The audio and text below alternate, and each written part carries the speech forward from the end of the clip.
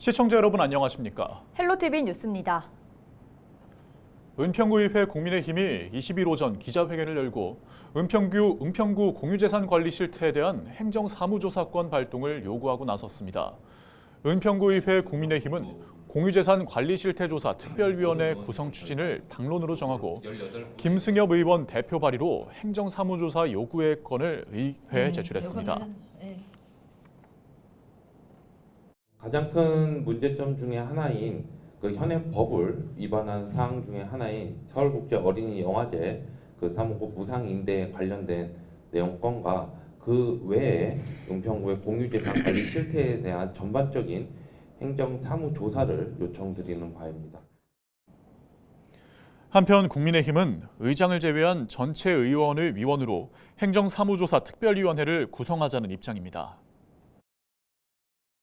과거에도 또 앞으로도 이제 운영된 이 공유재산 관리에 대해서 면밀하게 그리고 또 지나간 또 절차적인 부분, 법 위반적인 부분을 한번 따져보자. 그리고 또 그런 사항에 대해서 저희 은평 구민들께 명확하게 알려드릴 게 저희의 또 책무라고 생각을 합니다. 그래서 이 부분에 대해서는 단순히 당의 논리 혹은 진영 논리에 매몰되는 사안이 절대 아니다.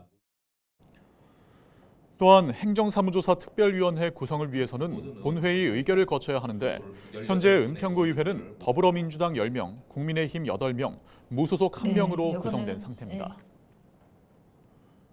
재건축이 추진되고 있는 양천구 목동 아파트 6단지가 주민협의체를 구성하고 조합 직접 설립에 나섰습니다. 목동 6단지 재건축 추진준비위원회는 최근 조합 설립 주민협의체에 황희중 추진준비위원장을 선출하고 62명의 위원을 선임했다고 밝혔습니다. 조합 직접 설립 제도는 토지 소유자의 일정 비율 이상이 동의할 경우 추진위원회 구성을 생략하고 주민협의체를 구성해 조합을 설립하는 방식입니다. 이 제도는 사업 초기 자금 지원 등 공공지원 혜택과 지자체에서 행정 지원을 받을 수 있습니다. 주민협의체는 내년 초부터 조합 설립에 착수해 상반기 내 조합 설립을 완료할 예정입니다. 목동 6단지는 14개 단지 가운데 가장 먼저 정비구역으로 지정된 바 있습니다. 지역사회 발전에 이바지해온 종합유선방송을 지원할 수 있는 근거가 마련됐습니다. 서울시의회는 20일 본회의에서 박상혁 의원이 대표 발의한 서울특별시 지역종합유선방송 발전 지원에 관한 조례안을 가결했습니다. 조례안은 지역 종합 유선 방송 발전을 위한 기반 조성과 인력 양성, 방송 프로그램 경쟁력 제고 등 지역 종합 유선 방송 발전을 위해 필요하다고 인정되는 부분에 경비를 지원할 수 있는 내용 등을 담고 있습니다. 현재 서울에는 LG 헬로비전을 비롯해 5개 종합 유선 방송 사업자가 있으며 이번 조례안 통과로 지역성 구현은 물론 공익을 위한 보도와 프로그램 제작이 더욱 활기를 띨 전망입니다. 지역 종합 유선 방송은 그동안 재난 방송이나 또 지역의 현안에 관련된 보도들을 많이 해왔고 주민들과 밀착형으로 그 공공성을 인정받아 왔습니다. 그럼에도 불구하고 이를 지원하는 조례가 서울시에는 존재하지 않았습니다. 다만 이번에 본회의를 통과하면서 그 이번 본 조례안은 지역의 현안에 대한 토론회라든지 또 그와 관련된 교육 프로그램, 또 관련 인력의 양성이라든지 뭐 이런 것들에 대한 내용들을 포함하고 있고요.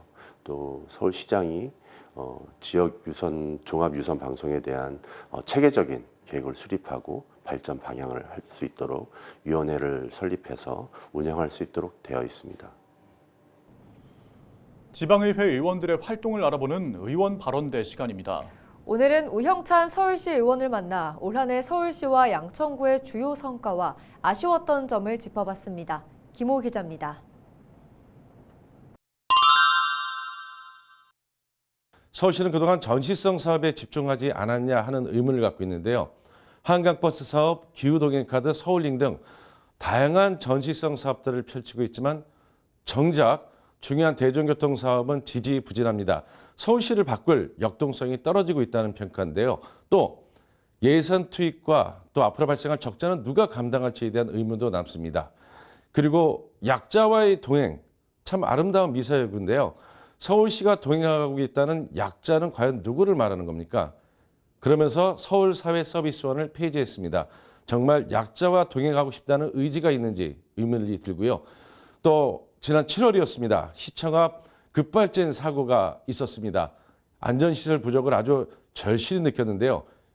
때문에 서울시에 높은 점수를 줄 수는 없는 것이 현실입니다. 서울시는 2025년도 예산안을 제출하면서 저출산 대응, 활력 있는 경제, 그리고 안심하고 누리는 일상, 이걸 슬로건으로 걸었습니다. 오세훈 시장과 서울시 공무원들이 고심해서 편성한 예산이겠지만 현장의 목소리를 좀 놓친 부분이 일부 있습니다. 그래서 의회 예산 심사 중에 조정을 좀 했습니다. 이런 부분을 보완하고자 예결위 심사 과정에서 안전시설물 설치를 위한 예산을 좀 요청했고 반영을 했고요. 또 국내외 다양한 이슈로 경제 상황이 굉장히 어렵습니다. 좀 전통시장 개보수, 상권 활성화 같은 예산을 추가로 요청해서 반영을 했고요. 오세훈 시장은 서울 대개조를 발표를 했는데 서울을 종합적으로 발전시키겠다고 하지만 조금 문제점들이 발생하고 있습니다. 추진이 미뤄지거나 소송이 제기가 되는 경우가 굉장히 좀 자주 있는데요. 정책을 성급하게 밀어붙인 폐해가 아닌지 그런 평가가 있는데요. 앞으로 설기정은 서울이 될 수 있도록 서울시에 대한 견제와 감시를 소홀히 하지 않도록 하겠습니다.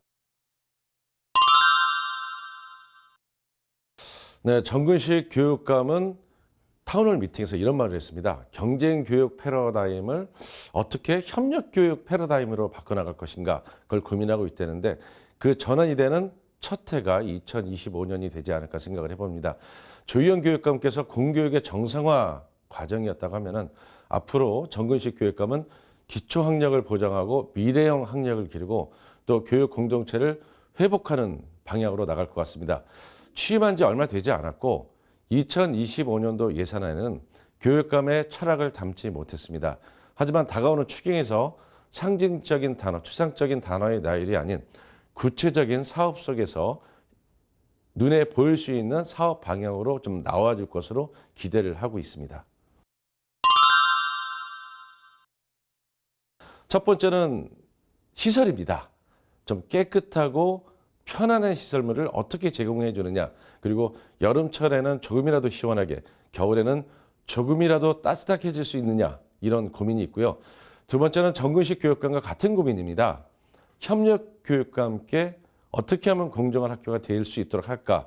경쟁에 내몰리지 않고 서로를 보듬어주고 격려할 수 있는 그런 학교가 될 수 있지, 학교를 만들어가야 되지 않을까 하는 그런 고민을 갖고 있고요.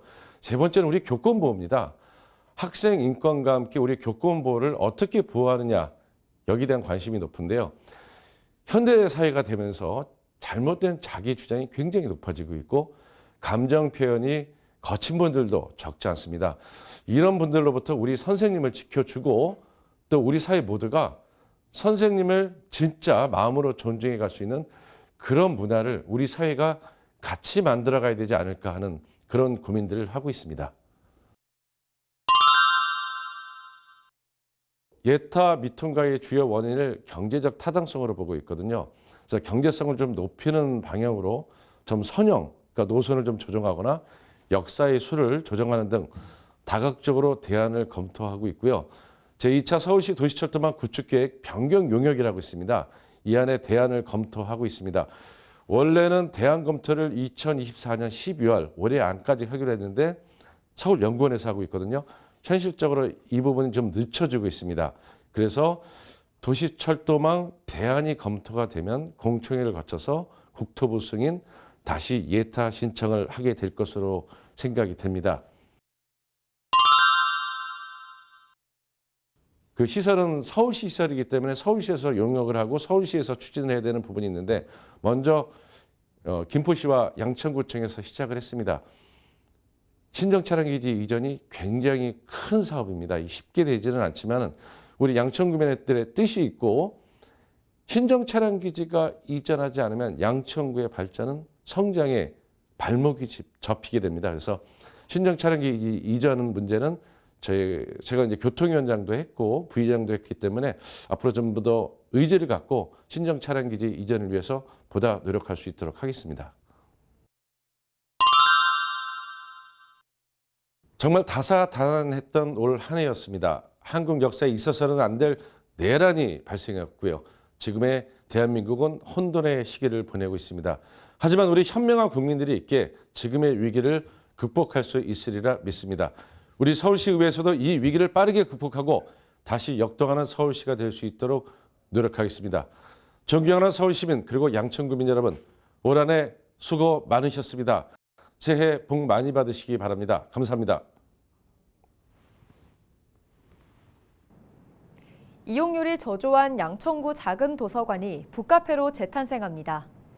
양천구는 목삼동 주민센터 내 작은 도서관을 주민 복합문화 공간인 북카페로 새 단장하고 23일부터 운영을 시작한다고 밝혔습니다.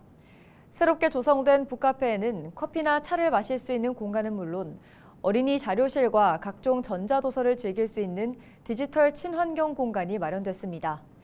이용 시간은 평일 오전 10시부터 오후 6시까지이며 일요일과 공휴일은 휴관합니다. 은평구가 온라인 홍보 활동가를 찾습니다. 은평구는 다음 달 3일까지 온라인 홍보 활동가 11명을 모집한다고 밝혔습니다. 모집 분야는 SNS 서포터즈, 1인 크리에이터, 반려동물 크리에이터 등입니다. 활동 기간은 내년 1월부터 12월까지이며 은평구로 홍보하는 역할을 합니다. 홍보 활동가에겐 소정의 원고료가 지급됩니다.